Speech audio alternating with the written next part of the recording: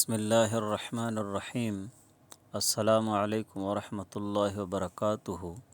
آج سے صدقہ فطر کے مسائل کہ فطرانہ کس پر واجب ہے اور فطرانہ کس کس کا دینا ہے اور کتنا دینا ہے اور کس کو دینا ہے بالترتیب انشاءاللہ ذکر کریں گے۔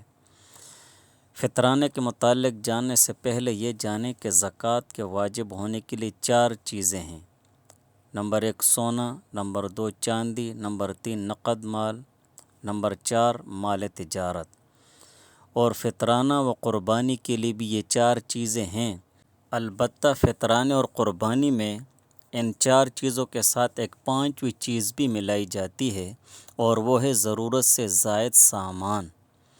اور یہاں پر ہم فطرانے کا ذکر کریں گے، زکوٰۃ اور قربانی کا پھر کبھی انشاءاللہ ذکر کریں گے، اور قربانی کے نصاب میں ضم القیمت اور ضم الاجزاء کی بھی وضاحت کریں گے۔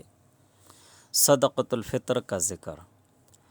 صدقۃ الفطر واجب ہونے کے لیے 5 چیزوں کا ہونا ضروری ہے: سونا، چاندی، نقد مال، مال تجارت۔ اور 5ویں چیز ہے ضرورت سے زائد اشیاء۔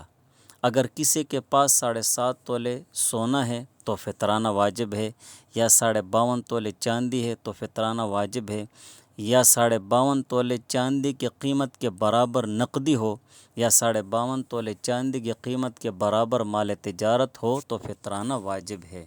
اور اگر ان 5 چیزوں میں سے کچھ چیزیں ہوں اور کچھ نہ ہوں، مثال کے طور پر کسی کے پاس تھوڑا سونا اور تھوڑی سی چاندی یا تھوڑے سے نقد مال ہے، اور مثلا مال تجارت نہیں ہے اور کچھ ضرورت سے زائد سامان ہے، ان چاروں کی قیمت اگر 52.5 تولے چاندی کو پہنچ جائے تو فطرانہ واجب ہے۔ یا مثلا سونا بالکل نہیں ہے، تھوڑی سی چاندی ہے، تھوڑا سا نقد مال ہے اور کچھ ضرورت سے زائد سامان ہے، اور ان کی قیمت 52.5 تولے چاندی کو پہنچ گئی تو فطرانہ واجب ہے۔ لہٰذا اگر ان مذکورہ چیزوں سے کوئی بھی تھوڑا تھوڑا ہو اور ان سب کی قیمت 52.5 تولے چاندی کو پہنچ جائے تو فطرانہ واجب ہے۔ ضرورت سے زائد سامان سے کیا مراد ہے؟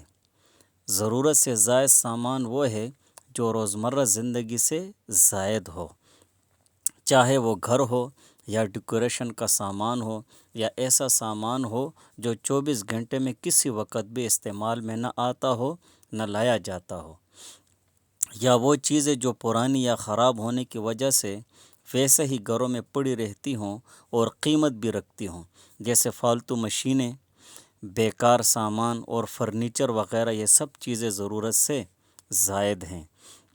لہٰذا اگر کسی کے 2 یا 2 سے زیادہ گھر ہوں اور کرائے پر ہوں، تو اگر یہ گھر ضرورت سے زیادہ ہے، یعنی ان گھروں کے کرائے پر ان کا گزارا نہیں ہے، تو پھر ان کی قیمت لگے گی اور فطرانہ واجب ہوگا۔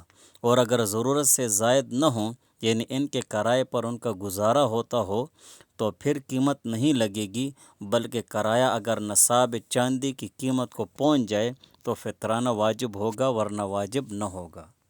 اسی طرح ڈیکوریشن کا مہنگا سامان ہے تو یہ بھی حساب میں لیا جائے گا، یا جو سامان استعمال نہ ہوتا ہو، مثلا اکثر جہیز کا سامان پڑا رہتا ہے جو 24 گھنٹے میں کسی وقت بھی استعمال نہیں ہوتا ہے، تو یہ بھی حساب میں لیا جائے گا۔